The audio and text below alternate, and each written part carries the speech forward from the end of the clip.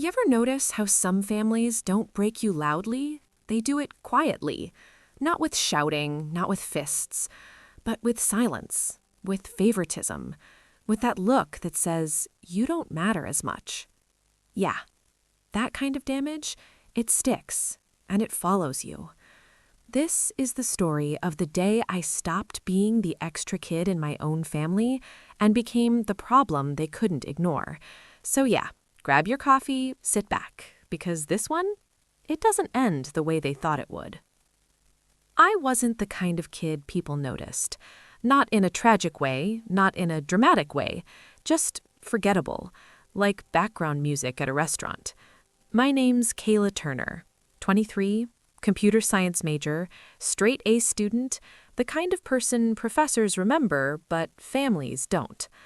My brother? Oh, he was unforgettable. Ethan Turner, golden boy, 6 foot, clean cut, handshake like a politician, the kind of guy who walks into a room and somehow owns it without trying. Or at least that's what everyone thought. Our house looked like a shrine to him. I'm not even kidding. You walk into the hallway, boom, photos of Ethan everywhere. High school football, college graduation, first job, prom, awards, certificates. Even a framed picture of him shaking hands with some random CEO like he'd just signed $1 million deal. And me? I had one photo. One. Tucked next to the thermostat. 10th grade robotics competition. I built a machine that could sort objects using image recognition. First place, state level. Nobody asked me how it worked. Nobody cared. Mom just said, "That's nice, sweetie," and went back to asking Ethan about his internship. That was my role. That's nice. Now, here's the thing about quiet people. We're not quiet because we're empty. We're quiet because we're watching everything. And I watched a lot, especially Ethan, because something about him never added up. See, Ethan worked at this tech company called Nexicor. Big deal company. Real corporate vibes. Glass offices, overpriced coffee, people saying circle back every 5 minutes. And somehow, Ethan kept getting promoted. Fast. Like suspiciously fast. At first, I was proud. I mean, he was my brother, right? That's what you're supposed to feel. But then, one night, everything shifted. It was 2:17 a.m. Yeah, I remember the exact time, because I'd been stuck debugging a model for hours. I was working on this machine learning system, adaptive error correction. Basically, it learns from its own mistakes and improves over time. Took me almost 2 years to build. Late nights, skipped parties, missed holidays, the whole deal. And because my laptop was trash, I backed everything up on our family cloud drive. Big mistake. Huge. That night, I took a break, opened my email, and there it was.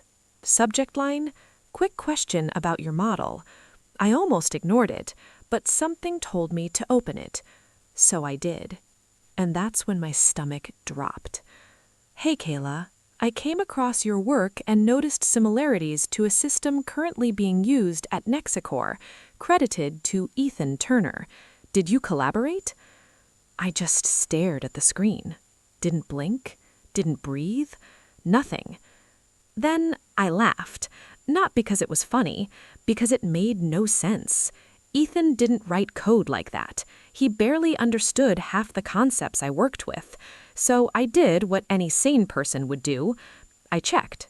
I pulled up Nexicor's tech blog, typed his name, clicked his profile, and there it was.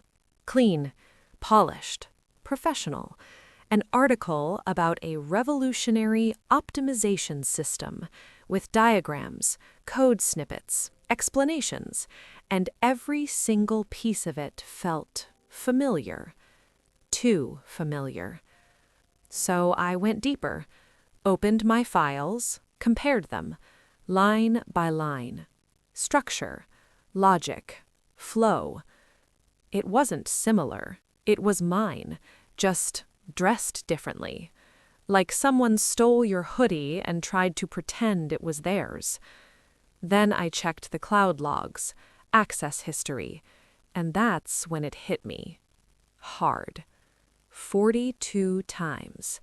42 times Ethan accessed my files. Late nights, weekends, times when I was asleep, times when I wasn't home, times when I trusted that space. I sat there in that empty lab, fluorescent lights buzzing overhead, and realized something that changed everything. He didn't just take my work, he built his life on it. And the worst part, I wasn't even shocked. Not really. Because if I'm being honest, this wasn't new. It was just bigger. First time, I was 15. He needed help with a project. Just explain it, he said. I ended up doing the whole thing. He got an A. Mom said, that's what family does. Second time, same thing. Third, same. After that, he stopped asking, just took. And I let him. Yeah, I did. Because every time I tried to say something, I got shut down. Don't be dramatic. He's your brother. Why are you always competing with him? So eventually, I stopped talking. But this wasn't a homework assignment. This was my future, my work, my identity, and he turned it into his success story. So I had a choice, right there, in that quiet lab at 2:17 a.m. I could confront him, blow everything up, go nuclear. Or I could wait, plan, and make sure when the truth came out, it didn't just shake him, it ended him. And yeah, I chose the second option. Because here's something nobody tells you. Revenge isn't loud, not the real kind. The real kind is patient, and I had time. You ever sit at a table with people who are supposed to be your family and realize you're the only one who knows the truth? Yeah. That Friday night, that was me. Dinner at our house wasn't just dinner. It was a performance. Same table, same plates, same fake smiles. Like nothing ever changed. But everything had. Mom went all out that night. Roast in the oven, candles lit, table set like it was Thanksgiving or something. Which was funny because the only thing getting carved that night was the truth. Ethan showed up late. Of course he did. Walked in like he owned the place. Traffic was crazy, he said. Same line, every time. Dad laughed. Mom smiled, like it was charming, like he was the main character. I sat there quietly, watching, waiting, because I already knew this wasn't just dinner, this was a setup, and I was the target. We ate. Small talk, fake laughter. Brooke, yeah, his fiancée, kept talking about wedding stuff, venues, flowers, colors. She looked happy, that kind of happy that doesn't know it's about to get wrecked. Then, Dad cleared his throat, and boom, showtime. Kayla, he said, that tone, that we're going to fix you tone. We need to talk about your attitude. There it was, right on schedule. Mom leaned in, soft voice. You've been distant, sweetheart. Cold. Cold. That word always got me. Because apparently, not clapping for someone stealing your life makes you cold. Ethan sighed, like he was carrying the weight of the world. I just miss my sister, he said. Man, if acting paid better than tech, he'd be a billionaire. Dad nodded. You should apologize. Apologize? For what? Existing quietly? Not cheering hard enough? Or maybe for finally noticing the truth? And until you do, Dad added, We're cutting off financial support.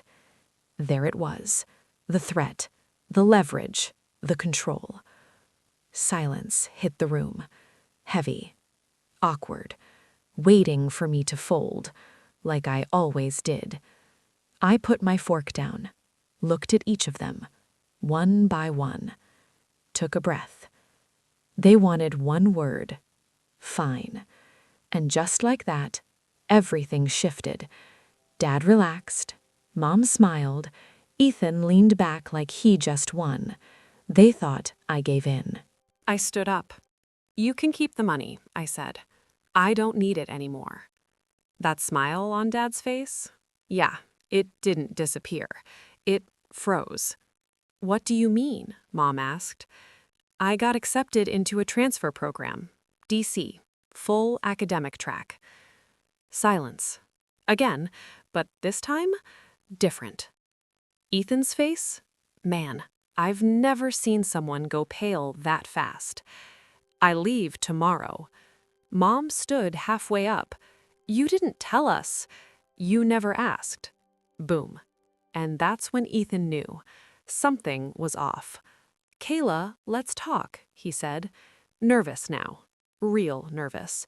"Oh, we are talking," I said, and sat back down. "Let's talk about your system." The room went still. "What?" he said, trying to laugh it off. "The optimization engine you built at Nexicor." Dad looked confused, Mom too. Brooke just watching. "I sent a report this morning. Corporate compliance. And your university." Silence. Dead silence. "Kayla," Ethan whispered, "tell me you didn't." I didn't answer. Didn't need to. I pulled out my laptop, opened the file, turned it toward them. Side by side. My code, his version. Timestamps, proof, everything. "That's my work," I said. "Every promotion, every bonus, every achievement came from me." Dad leaned forward, eyes locked on the screen. Ethan snapped. "She's lying." Desperate, loud, messy. "She's always been jealous." I didn't raise my voice, didn't argue. "Explain the recursive layer," I said, "right now." Silence. "I said it took you 8 months. Go ahead." Nothing. Not a word. And that was the loudest thing in the room. Brooke slowly stood up. "Ethan," she said, "is this true?" He looked at her, then at Dad, then at Mom. No one saved him. "It was a collaboration," he muttered. I shook my head. "You called me 3 weeks ago, midnight. You couldn't even explain your own code." That was it. Brooke grabbed her purse. No yelling, no drama, just done. She walked out. Door closed. Soft, final. Mom broke. Crying. Real crying this time. "Why didn't you tell me?" she asked. "I did. You just didn't want to hear it." Dad didn't move, didn't speak, just stared at the screen, like his whole reality just glitched. I closed the laptop, picked up my bag. "I'm leaving in the morning." And I walked out. No yelling, no running back, no looking back. Just done.